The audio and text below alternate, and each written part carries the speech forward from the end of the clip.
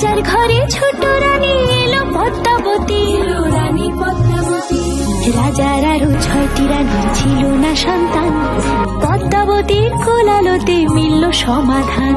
বছর যেতে জন্ম নিল 7 ছেলে 1 মেয়ে, হয় খুশির আকাশ হঠাৎ কালো মেঘে গেল ছেয়ে। হিংসেতে যায় জ্বলে পুড়ে বাকি 6টি রানী, যুক্তি করে ঘটায় ওরা 7 কুমারের হানি।